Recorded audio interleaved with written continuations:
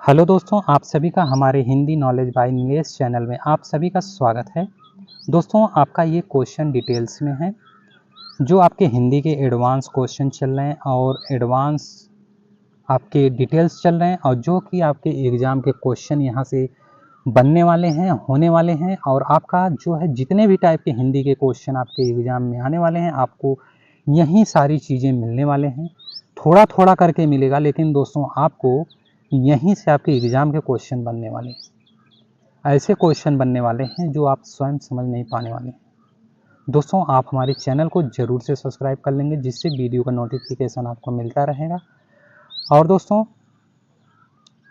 मैं जब आपको वस्तुनिष्ठ क्वेश्चन देने वाला हूँ सीबीटी एग्ज़ाम के लिए, वस्तुनिष्ठ हो या पेपर वर्क का आपका हिंदी का क्वेश्चन हो, मैं सारी चीज़ें यहाँ पर प्रीवियस ईयर से क्वेश्चन लगा के आपको एडवांस क्वेश्चन जो यहाँ आने वाले हैं आपके एग्ज़ाम के क्वेश्चन, आप 100% क्वालिफाई करने वाले हैं।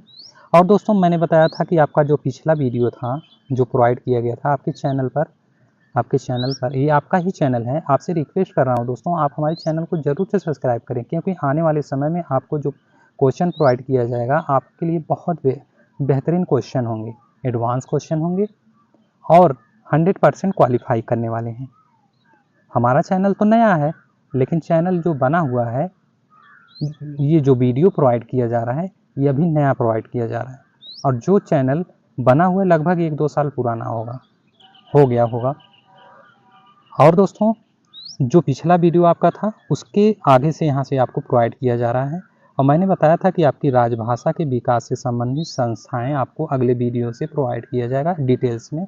ये डिटेल्स आपको एक बार पढ़ने हैं, देखने हैं, क्योंकि आपको समझ में आ जाना है कि आपका ये हिंदी में होता क्या चीज़ है, हुआ क्या था हिंदी के लिए, और सारी चीज़ें अंग्रेजी कहाँ से आई और अंग्रेजी संघर्ष किया कि नहीं किया, अंग्रेजी कितनी % बोली जाती है, हिंदी कितनी % बोली जाती है, ये सारी चीज़ें, और हिंदी दिवस कब मनाया जाता है, ये सारी चीज़ें आपको प्रोवाइड किया गया है।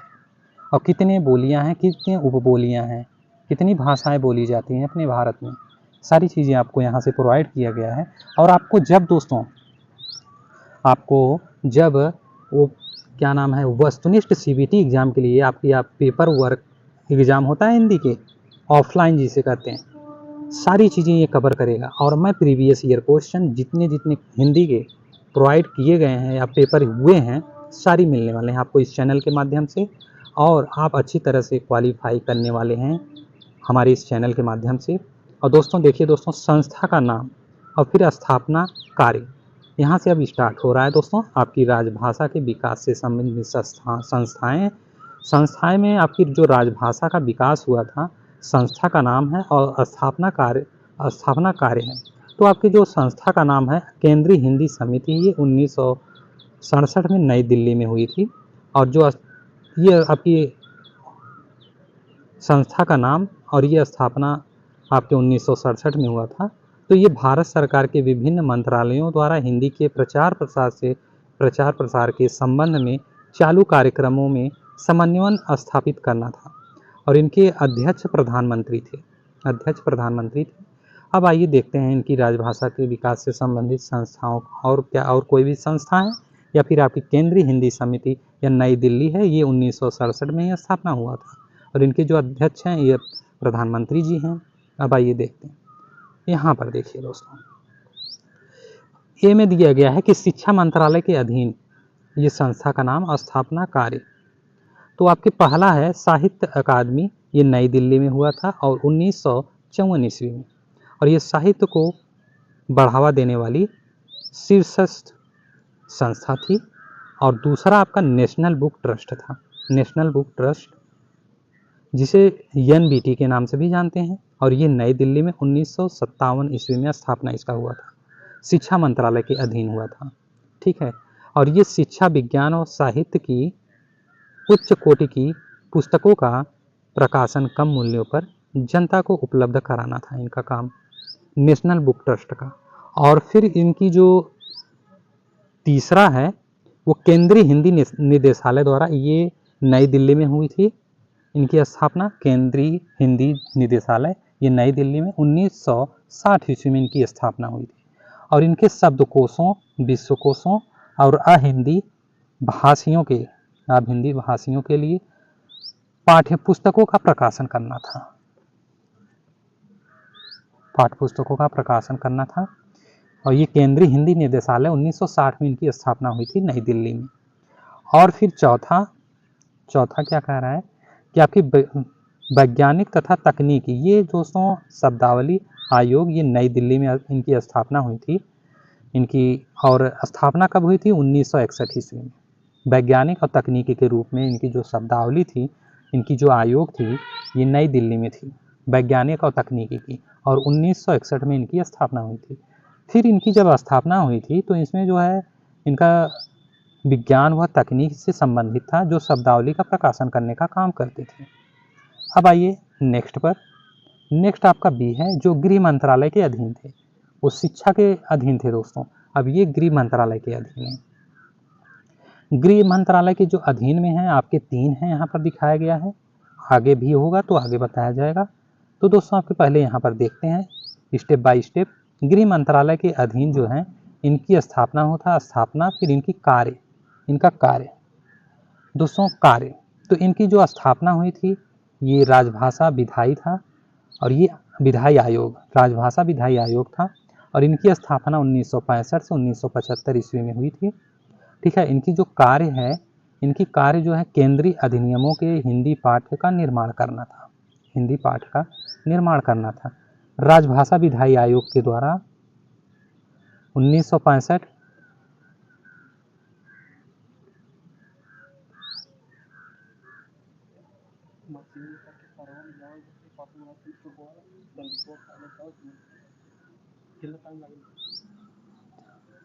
राजभाषा विधायी 1965 से 1975 आयोग, सॉरी दोस्तों, राजभाषा विधायी आयोग में जो 1965 से 1975 ये स्थापना हुआ था। और इनकी कार्य केंद्रीय अधिनियमों के हिंदी पाठ्य का निर्माण करना था। और दूसरा क्या कह रहा है कि केंद्रीय अनुवादी, सॉरी दोस्तों, केंद्रीय अनुवाद ब्यूरो, इनकी भी स्थापना हुई थी गृह मंत्रालय के अधीन।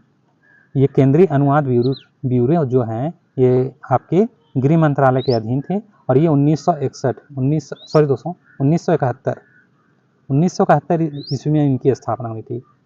गृह मंत्रालय के अधीन केंद्रीय अनुवाद ब्यूरो का स्थापना हुआ था 1971 ईस्वी में। इनकी जो कार्य था, इनका जो कार्य केंद्रीय अनुवाद ब्यूरो का था, वो देश में अनुवाद की सबसे बड़ी संस्था थी, सबसे बड़ी संस्था थी।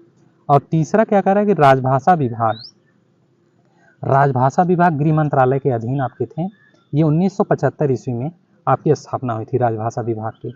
तो जो है संघ के विभिन्न शासकीय प्रयोजनों के लिए हिंदी के प्रगामी आयोग से, सॉरी दोस्तों, प्रगामी प्रयोग से संबंधित सभी मामले इसमें इनके कार्य से संबंधित थे। राजभाषा विभाग में 1975 ईस्वी में आपके जो संघ के विभिन्न शासकीय प्रयोजनें हुआ करती थी, सॉरी दोस्तों, शासकीय प्रयोजनों के लिए जो हुआ करती थी, इनके लिए जो हिंदी प्रगामी प्रयोग से संबंधित सभी मामले थे इसमें। तो आइए अब नेक्स्ट पर देखते हैं।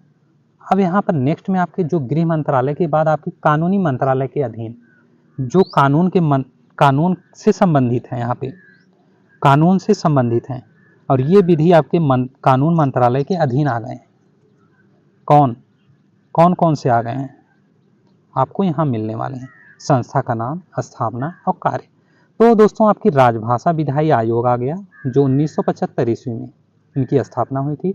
और इनका कार्य है दोस्तों, यह आयोग पहले गृह मंत्रालय के अधीन था। ठीक है।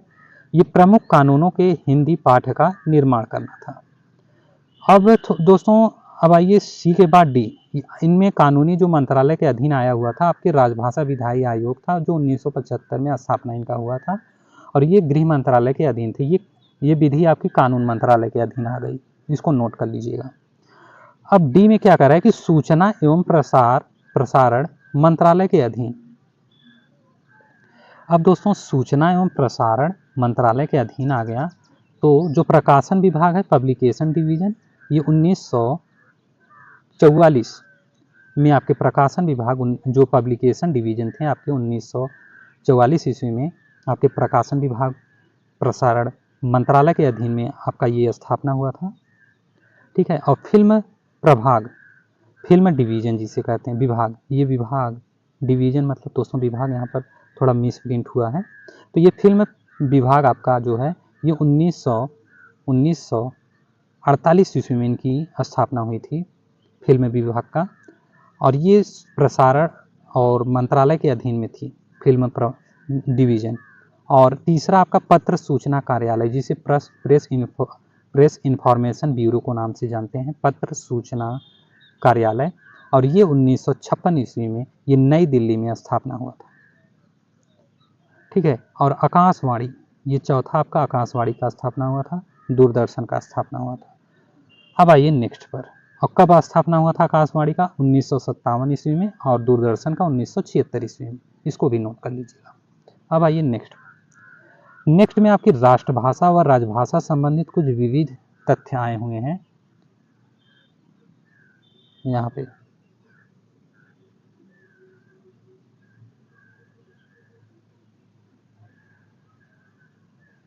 ये आपके राजभाषा व दोस्तों राष्ट्रभाषा व राजभाषा संबंधित कुछ विविध तथ्य नोट करिएगा। राष्ट्रभाषा है, राष्ट्रभाषा, फिर इसके बाद राजभाषा है, ये संबंधित कुछ विविध तथ्य हैं। तो इसमें आपके कुछ पॉइंटें दी गई हैं। तो इसमें क्या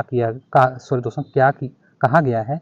तो ये प्रताप नारायण मिश्र ने हिंदी, हिंदू, हिंदुस्तान का नारा दिया है, प्रताप नारायण मिश्र ने। फिर इसके बाद हिंदी की राष्ट्रभाषा बनाने का विचार सर्वप्रथम बंगाल में उदित हुआ। नोट कर लीजिए दोस्तों, ये क्वेश्चन आपका बन सकता है, दोनों। प्रताप नारायण मिश्र ने आपके हिंदी, हिंदू, हिंदुस्तान का नारा दिया था। और हिंदी का राष्ट्रभाषा बनाने का विचार सर्वप्रथम कब आया हुआ था? बंगाल में उदित हुआ था। और हिंदी राष्ट्रभाषा बनाने का विचार बंगाल में आया हुआ था, ये उदित हुआ था सर्वप्रथम, सबसे पहले बंगाल से ये उदित हुआ था। और फिर इसको नोट कर लीजिएगा। और फिर इसके बाद कांग्रेस के फैजपुर अधिवेशन 1936 ईस्वी में, एवं हरिपुरा अधिवेशन हुआ 1938 ईस्वी में।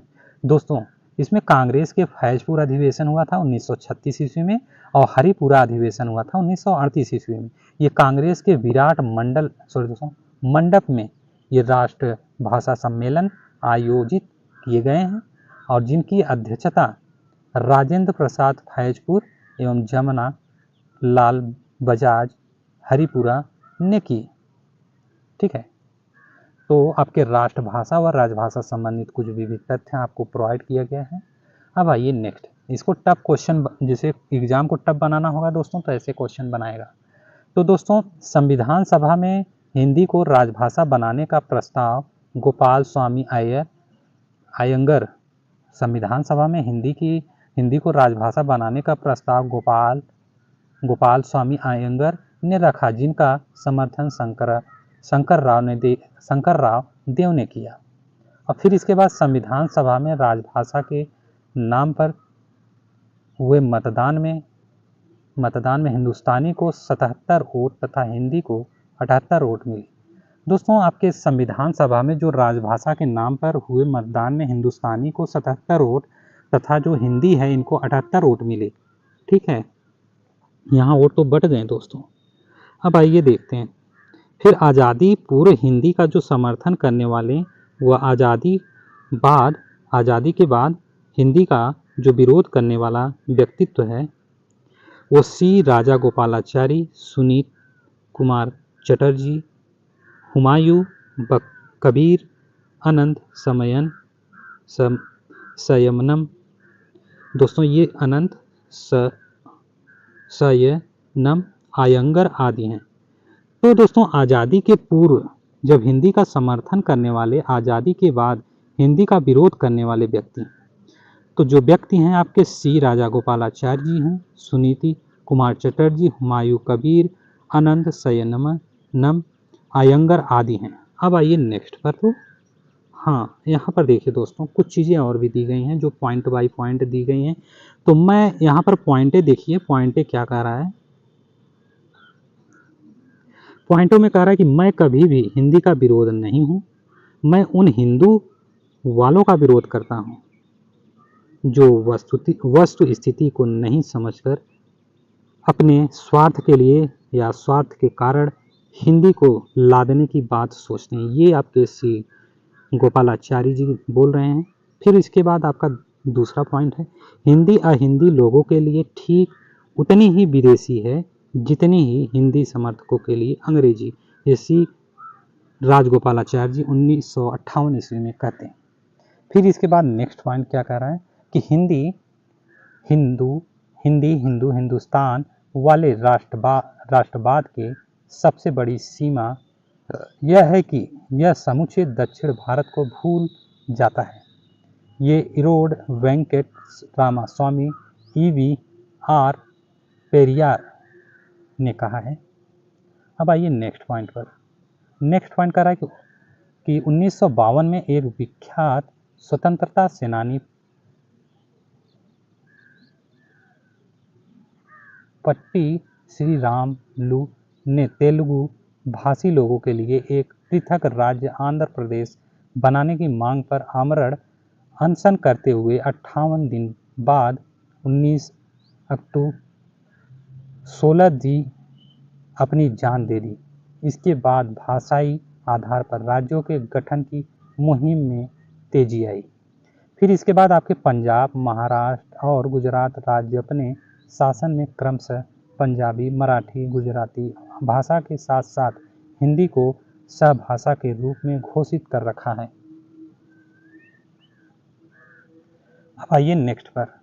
नेक्स्ट कह रहा है कि आपके हिंदी की उपभाषाएं एवं बोलियां। आपका चौथा पॉइंट आ गया है दोस्तों, चौथा पॉइंट आ गया है। ये आपकी हेडिंग है। इसमें हिंदी भाषा जो आपके हैं, हिंदी की उपभाषाएं एवं बोलियां आपको यहाँ पर मिलने वाले हैं। और देखते हैं पॉइंट क्या कह रहा है कि हिंदी भाषी क्षेत्र, हिंदी क्षेत्र, हिंदी पट्टी और हिंदी पश्चिम में अम्बाला, पश्चिम में अम्बाला मतलब कोष्टक में हरियाणा से लेकर पूर्व में पुड़िया बिहार तक तथा उत्तर में बद्रीनाथ केदारनाथ उत्तराखंड से लेकर दक्षिण में खड़वा मध्य प्रदेश तक बोली जाती है। देखिए दोस्तों, आपके उपभाषाएं बोलियां कहाँ कहाँ बोली जा रही हैं। हरियाणा, बिहार, आपके उत्तराखंड, मध्य प्रदेश, ठीक है, बोली जाती हैं। इसे हिंदी भाषी क्षेत्र या हिंदी क्षेत्र के नाम से जाना जाता है। इस क्षेत्र के अंतर्गत 9 राज्य आपके उत्तर प्रदेश, उत्तराखंड, बिहार, झारखंड, मध्य प्रदेश, छत्तीसगढ़, राजस्थान, हरियाणा व हिमाचल प्रदेश। फिर इसके बाद तथा एक केंद्र शासित प्रदेश भी है इसमें। राष्ट्रीय राजधानी क्षेत्र दिल्ली आते हैं। इस क्षेत्र में भारत के भारत में कुल जनसंख्या के 43% लोग रहते हैं। मतलब दोस्तों, जितने भी आपके जनसंख्या हैं, कुल जनसंख्या से 43% लोग यहीं रहते हैं। अब आइए नेक्स्ट पर। नेक्स्ट में आपकी हिंदी की उपभाषाएं व बोलियां कौन कौन सी हैं। यहाँ पॉइंट बाय पॉइंट दिया गया, आपको समझने में आसानी होगी। देखिए तो दोस्तों, आपकी जो बोली है एक छोटे क्षेत्र में बोली जाने वाली भाषा बोली कहलाती है। ठीक है, समझ पा रहे हैं। आपकी जो बोली है एक छोटे क्षेत्र में बोली जाने वाली आपकी भाषा होती है, ये बोली कहलाती है। बोली में साहित्य रचना नहीं होती, कोई साहित्य रचना नहीं होती बोली में। और आपकी जो उपभाषाएं हैं, उपभाषाएं में आपके उपभाषा जो है, अगर किसी बोली में साहित्य रचना होने लगती है और क्षेत्र का विस्तार हो जाता है तो वह बोली न रहकर आपकी उपभाषा बन जाती है। ठीक है, अब आइए भाषा समझिए। भाषा क्या होता है, आपको इसको समझना बहुत ज़रूरी है। बोली, उपभाषा और आपकी भाषा। तो आपके भाषा, आपके साहित्यकार जब उस उपभाषा को अपने साहित्य के द्वारा परिनिष्ठ सर्वमान्य रूप से प्रदान कर देते हैं तथा उसका और क्षेत्र विस्तार हो जाता है तो वह भाषा कहलाने लगती है। अब आइए नेक्स्ट पॉइंट पर। एक भाषा के अंतर्गत कई उपभाषाएं होती हैं, उपभाषा के अंतर्गत कई बोलियां होती हैं। अब आइए नेक्स्ट पर, समझ पा रहे हैं। तो यहाँ पर देखिए, सर्वप्रथम एक अंग्रेजी प्रशासनिक अधिकारी जॉर्ज अब्राहम ग्रियर्सन ने 1989 ईस्वी में modern vernacular literature of Hindustan में हिंदी का उपभाषाओं व बोलियों में वर्गीकरण प्रस्तुत किया। बाद में ग्रियर्सन ने 1994 ईस्वी से भारत का भाषाई सर्वेक्षण आरंभ किया जो 1927 ईस्वी में संपन्न हुआ। उनके द्वारा संपादित ग्रंथ का नाम है ए लिंग्विस्टिक सर्वे ऑफ इंडिया। इसमें उन्होंने हिंदी क्षेत्र की बोलियों को 5 उपभाषाओं में बांटकर उनकी व्याकरणिक एवं शाब्दिक विशेषताओं का विस्तार से विवरण प्रस्तुत किया। अब आइए नेक्स्ट आपका पॉइंट बता रहा है कि इसके बाद 1926 ईस्वी में सुनीति कुमार चटर्जी ने बांग्ला भाषा का उद्भव और विकास origin and development Bengali language में बंगाली या बांग्ला लैंग्वेज में हिंदी का उपभाषाओं व बोलियों में वर्गीकरण प्रस्तुत किया। चटर्जी ने पहाड़ी भाषाओं को छोड़ दिया है, वे उन्हें भाषाएं नहीं गिनते। पहाड़ी भाषाओं को छोड़ दिया है और उन्हें भाषाएं नहीं गिनते। फिर इसके बाद धीरेन्द्र वर्मा ने हिंदी भाषा का इतिहास 1933 ईस्वी का वर्गीकरण मुख्यतः सुनीति कुमार चटर्जी के वर्गीकरण पर ही आधारित है। केवल उसमें कुछ संशोधन किए गए हैं, जैसे उसमें पहाड़ी भाषाओं को शामिल किया गया है। अब आइए नेक्स्ट पॉइंट क्या कर रहा है कि इनके अलावा कई विद्वानों ने अपना वर्गीकरण प्रस्तुत किया है। आज इस बात को लेकर आम सहमति है कि हिंदी जिस भाषा समूह का नाम है उसमें 5 उपभाषाएं और 17 बोलियां हैं। ठीक है, सारी चीज़ें आपको दोहरा के बताई जा रही हैं और हिंदी का विकास सारी चीज़ें आपको बताई जा रही हैं। तो आप समझने का प्रयास करिए, सभी लोग, चाहे जेंट्स हो चाहे लेडीज हो। ठीक है, सारे लोग समझने का प्रयास करिए। हिंदी क्षेत्र के समस्त बोलियों को 5 वर्गों में बांटा गया है।